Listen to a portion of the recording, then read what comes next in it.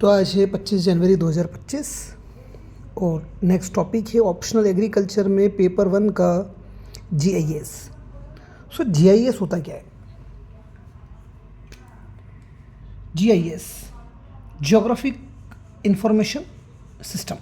Geographical information system का मतलब होता है, आपने पिछला टॉपिक पढ़ा था कि हम डेटा कलेक्ट कर रहे थे, रिमोट सेंसिंग से हम डेटा कलेक्ट कर रहे थे। स्पेशल डाटा मतलब लैंड कैसा होगा, क्रॉप कैसी होगी, सोइल कैसा होगा।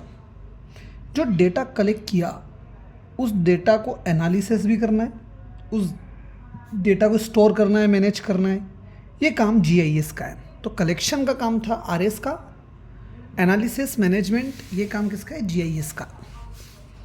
तो GIS computer assisted information system है जो डेटा को एनालिसिस करेगा, एसिक्वेशन, स्टोरेज और डेटा को डिस्प्ले भी करेगा। जब आवश्यकता होगी हमें तो डेटा को डिस्प्ले करने के तरीके को जब हमारे सामने डेटा रखा जाएगा।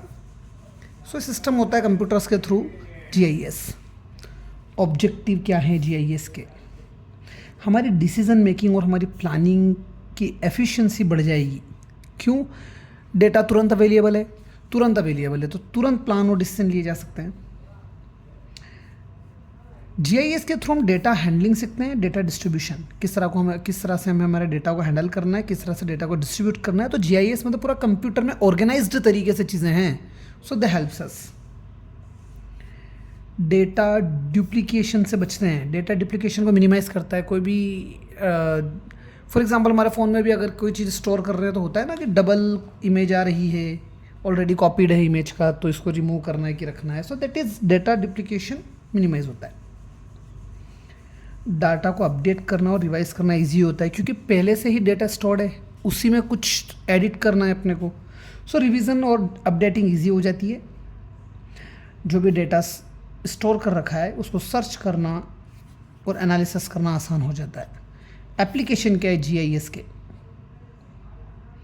रिमोट सेंसिंग से जो इमेजेस कलेक्ट की गई थी उन इमेजेस को प्रोसेस करना और उन इमेजेस को कन्वर्ट करके पिक्चर्स बनाना। इस पिक्चर बनाने की प्रोसेस को कहा जाता है फोटोग्रामेट्री।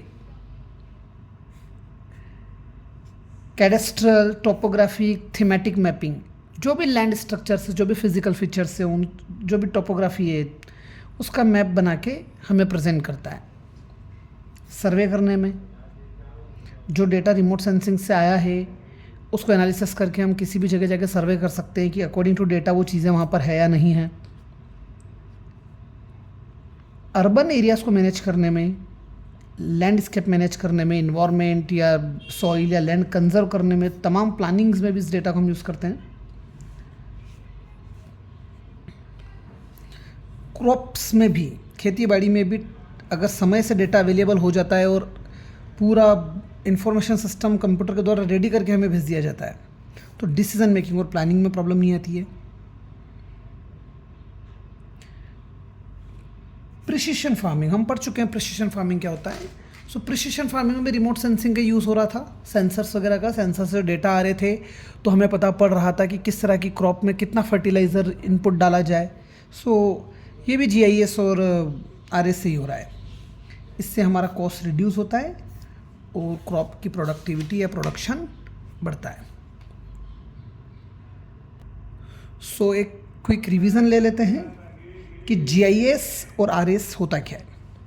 रिमोट सेंसिंग का मतलब था इंफॉर्मेशन गैदर करना किसी भी ऑब्जेक्ट की बिना उस ऑब्जेक्ट के फिजिकली कांटेक्ट में आए। रिमोट सेंसिंग दो तरह की होती है, active remote sensing, passive remote sensing. Active remote sensing में जो सेंसर्स होते हैं उनके पास खुद एनर्जी सोर्स होते हैं, उनका खुद का बैटरी वगैरह होगा, खुद का सोर्सेस होगा। क्योंकि पैसिव रिमोट सेंसर्स जो हैं वो डिटेक्ट करते हैं नेचुरल रेडिएशंस को, जैसे सूरज की रोशनी यूज़ करके फिर वो सेंसर्स वर्क कर रहे होंगे।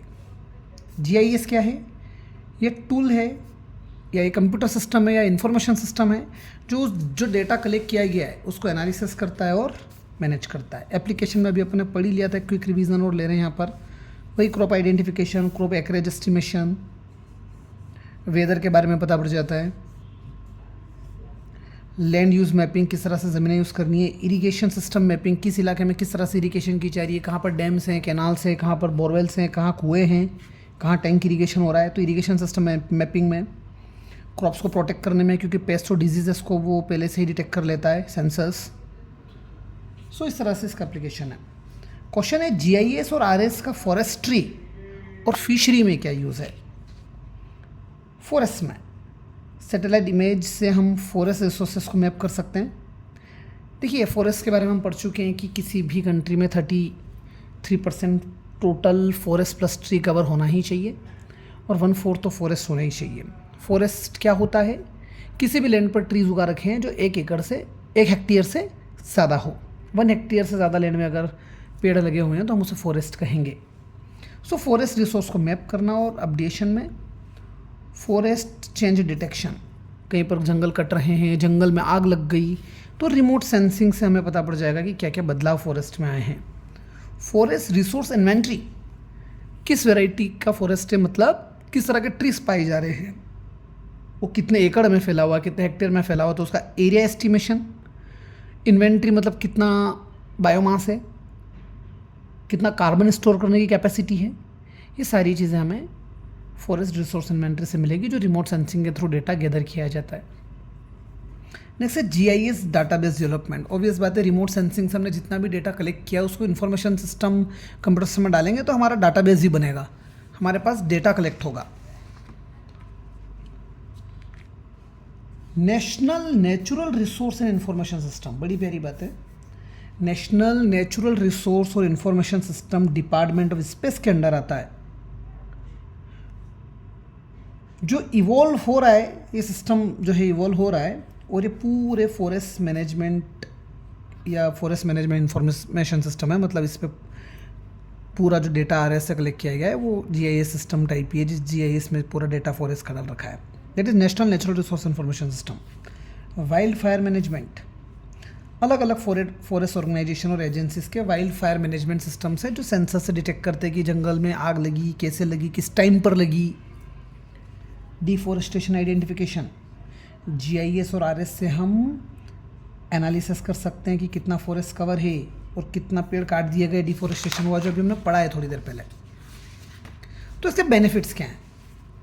बेनिफिट्स ये हैं कि हमें पता पड़ा कि कितने जंगल कट गए या कितना लैंड वेस्ट पड़ा है, फ्री है लैंड है, तो हम वहाँ पर अफॉरेस्टेशन प्लान कर सकते हैं। फॉरेस्ट कितने हैं उसके आधार पर हम फ्यूचर रिसोर्सेज प्लानिंग कर सकते हैं। फ्यूचरिस्टिक रिसोर्स प्लानिंग मतलब भविष्य में और कहाँ कितने पेड़ पौधे लगाने हैं। इन्वायरमेंट पे फोकस किया जा सकता है, सस्टेनेबिलिटी ऑफ द इन्वायरमेंट, कि किन फॉरेस्ट को प्रोटेक्ट करना है, किन को नहीं करना है, कहाँ कम्युनिटी को फॉरेस्ट प्रोडक्ट्स कलेक्ट करने के लिए अलाउ किया जाए या नहीं किया जाए, तो sustainability of environment. Wild life conservation, किस इलाके में किस तरह के जीव जंतु पाए जाते हैं, वाइल्ड लाइफ, उनको प्रोटेक्ट करने के लिए कैसा हैबिटेट चाहिए, कैसे फॉरेस्ट चाहिए, कितना फॉरेस्ट एरिया बढ़ाना चाहिए, तो वाइल्ड लाइफ कंजर्वेशन में भी इस डेटा को यूज़ कर सकते हैं।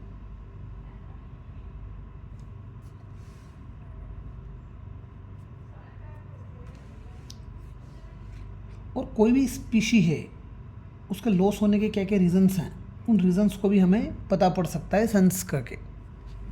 जैसे हंटिंग ज़्यादा हो रही होगी तो रिमोट सेंस से पता पड़ जाएगा इमेजेस कि लोग हंट कर रहे हैं या नहीं कर रहे हैं, ठीक है। So also those factors you can know which are responsible for the loss of species. Fishing में क्या जीआईएस और आरएस का यूज़ है, तो वहाँ पर भी मैपिंग फिशिंग हैबिटेट कि पूरे, जैसे मान लीजिए इंडिया की बात करें तो पूरे इंडिया में कितना ऐसे रीजन्स हैं जो फ्रेश वाटर रिसोर्सेस हैं या सी वाटर रिसोर्सेस हैं या मराइन रिसोर्सेस हैं, उनको मैप करना है। वहाँ कौन कौन सी तरह की मछलियाँ पाई जाती, तो फिश हैबिटेट को मैप करने में,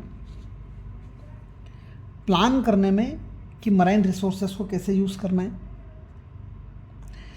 ट्रैकिंग करने में, ट्रैक करना मतलब नज़र रखना और एनालिसिस करना कि कहीं फोर्जिंग वगैरह तो नहीं हो रहा, माइग्रेटरी पैटर्न्स। फोर्जिंग मतलब तो ये हो गया कि इलीगल फिशिंग तो नहीं हो रही है, और माइग्रेटरी मतलब एक इलाके से जब दूसरे इलाके में फ़िश मूव करती हैं पानी में, तो माइग्रेटरी मूवमेंट्स को भी सैटेलाइट्स के थ्रू एनालिस किया जा सकता है। हम मैपिंग कर सकते हैं commercial fishing area and recreational fishing area.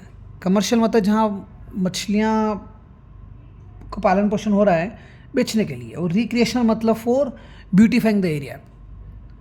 सो हम मैपिंग करके बता सकते हैं कि कौन से इलाकों में कमर्शियल फिशिंग हो रही है, कौन से इलाकों में रिक्रिएशनल फिशिंग हो रही है, होनी चाहिए। पूरा स्टॉक असेसमेंट कर सकते हैं, GIS और RS यूज़ करके पूरा स्टॉक पता पड़ सकता है कि पूरा फिश रिसोर्स कितना है हमारे पास, पूरा अवेलेबल कितना है फिश फूड या फॉर रिक्रिएशनल पर्पस। इससे सोसाइटी को एक आइडिया मिलेगा कि जो सोसाइटी, जो कम्युनिटी फिशरी में इन्वॉल्व है, उनको एक डायरेक्शन मिलेगी अपना बिजनेस करने के लिए। और डिज़ास्टर्स से क्या क्या इम्पैक्ट होंगे फिशरी पर, डिज़ास्टर्स को भी मॉनिटर किया जा सकता है। गवर्नमेंट ने कौन कौन से प्रोग्राम लॉन्च किए हैं with respect to GIS and RS। So एक प्रोग्राम है फसल, FASL।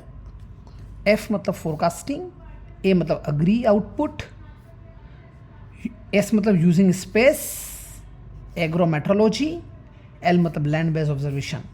तो फोरकास्ट करना है एग्रीकल्चर से कितना आउटपुट हो रहा है स्पेस यूज़ करके, स्पेस मतलब सैटेलाइट यूज़ करके, एग्रोमेट्रोलॉजी मतलब सेंसर्स यूज़ करके, और लैंड पे जितने भी ज़मीन पर खुद साइंटिस्ट वगैरह जो हैं, वर्कर्स हैं, जो एक्सटेंशन वर्कर्स होते हैं एग्रीकल्चर में, वो जाएंगे और वो पूरा फोरकास्ट करेंगे क्रॉप को, कौन से सीज़न में कौन सी क्रॉप है, क्रॉप की हेल्थ का status.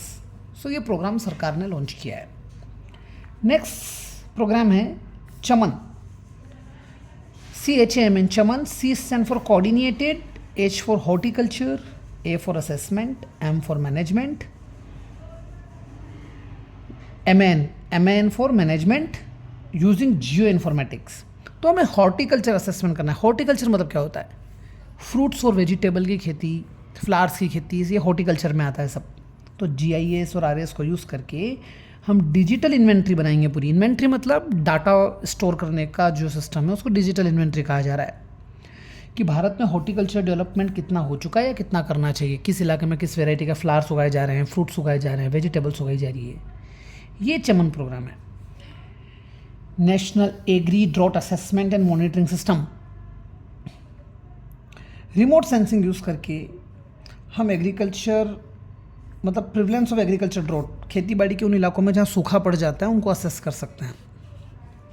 National agri land use planning, अभी देखो गांव में बहुत लोगों के पहले घर, जैसे मेरा गांव में घर है, लोन नहीं मिल सकता उस पर क्योंकि वो पट्टे की ज़मीनें नहीं हैं, पहले लोग रहने लग गए थे, डाइवर्जन वाली ज़मीनें नहीं हैं। तो अब क्या हो रहा है कि वो नगर पालिकाओं के या नगर परिषदों के, पंचायतों के अंडर आ रही है, उन पे पट्टे मिलेंगे, उनकी पूरी डॉक्यूमेंट्रीज होगी, पूरे उन पे रजिस्ट्रियाँ बनेगी।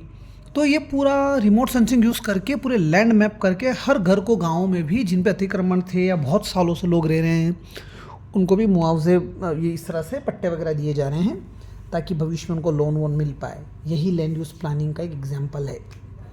तो रियल टाइम अब यहाँ एग्रीकल्चर में तो इसको कैसे पढ़ेंगे? National agriculture land use planning की बात कर रहा हूँ मैं। एग्रीकल्चर लिखा है मतलब खेती बाड़ी का लैंड यूज़ प्लानिंग। आइडेंटिफाई कर सकता है RS के थ्रू पोटेंशियल एरिया। पोटेंशियल मतलब भविष्य में जिस एरिया को आप खेती बाड़ी में बदल पाओ, दैट इज़ पोटेंशियल एरिया, ताकि फूड सिक्योरिटी हो पाए, हर व्यक्ति तक भोजन पहुँच पाए।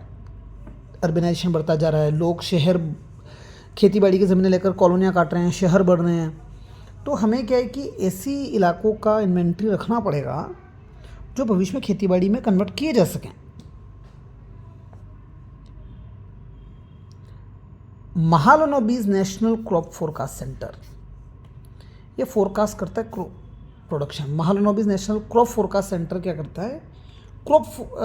किस इलाके में कौन सा क्रॉप प्रोडक्शन होता है उसको फोरकास्ट करने का सिस्टम है। सो यहाँ जो पॉइंट्स देखे अपन ने, Fasal, national agri drought assessment and monitoring system, Chaman, national agri land use planning और Mahalanobis national crop forecast centre, ये 5 प्रोग्राम सरकार ने GIS और RS के फेवर में बनाए हैं एग्रीकल्चर के पर्सपेक्टिव से, एग्रीकल्चर को महत्व देने के लिए। So thank you very much.